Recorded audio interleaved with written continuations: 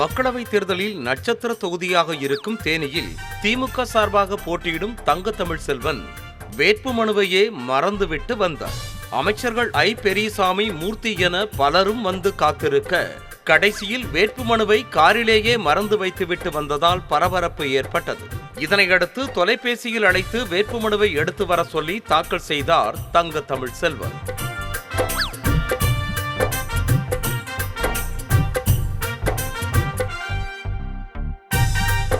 அதற்கு அடுத்தபடியாக கோவையில் திமுக வேட்பாளர் கணபதி ராஜ்குமாரை ஆதரித்து மருதமலை பகுதியில் பிரச்சாரம் செய்த டிஆர்பி ராஜாவிற்கு கட்சியினர் ஆட்டுக்குட்டியை பரிசாக கொடுத்து அதகலப்படுத்தினர்.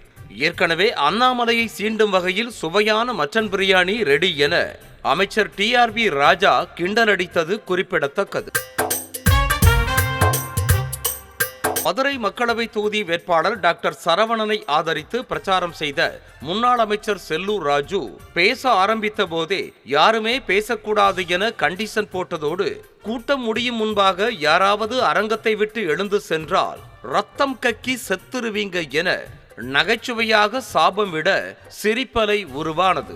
அந்த விஷயம் சொல்ற அதுக்கு மேல கண்ணு திறக்கணும். முன்னால யாராச்சும் போயினீங்கன்னா ரத்தம் கக்கி செய்யணும். நான் சின்ன பிள்ளையில அழுதுருக்கேன். திருவள்ளூர் தொகுதியில் போட்டியிடும் பாஜக வேட்பாளர் பொன் பாலகணபதியை ஆதரித்து பிரச்சாரம் செய்த தமிழ் மாநில காங்கிரஸ் தலைவர் ஜி.கே. வாசன் சிறுவாபுரி முருகன் கோவில் எதிரே ஹோட்டலில் பூரி சுட்டுக் கொடுத்து வாக்கு சேகரித்தார்.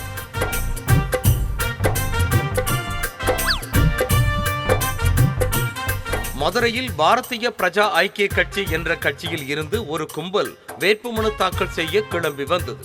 அந்த கட்சிக்கு கரும்பு சின்னம் ஒதுக்கப்பட்ட நிலையில் கரும்புகளோடு ஆட்சியர் அலுவலகம் நோக்கி வந்தனர். கூட வந்ததே 5 பேர்.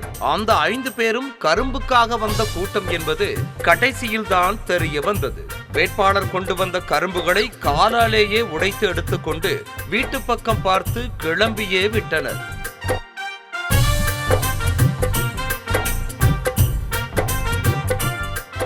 நாகையில் வேட்புமனு தாக்கல் செய்ய வந்த சுயேட்சை வேட்பாளர் கண் கண்ணாடியை மறந்துவிட்டு வந்ததால் உறுதிமொழியை படிக்க முடியாமல் திணறி போனது காமெடியாக மாறியது.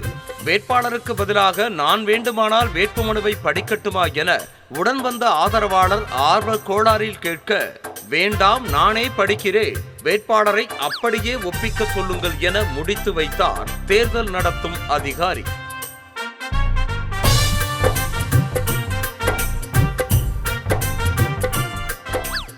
நாமக்கல் தொகுதிக்கு சுயேட்சையாக வேட்புமனு தாக்கல் செய்ய வந்த வேட்பாளர் மாட்டு வண்டியில் வந்து சேர பட்டாத பாடுபட்டதை பார்த்து ஊரே சிரித்தது.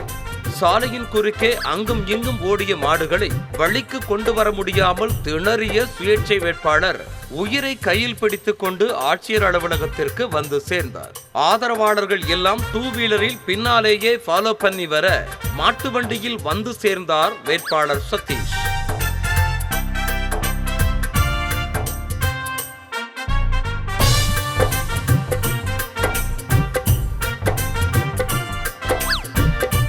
இதேபோல திண்டுக்கல்லிலும் சுயேட்சையாக வேட்புமனு தாக்கல் செய்ய வந்த ஒருவர் ஆட்சியர் அலுவலகத்திற்கு நடனமாடியபடியே வந்தது சம என்டர்டெயின்மெண்டாக இருந்தது. பின்னால் 4 பேர் பேக்ரவுண்டில் பாடல் என அர்ப்பணிப்போடு ஆடி வந்த வேட்பாளரை பார்த்து சிரிப்பை அடக்க முடியாத நிலைதான் வந்தது.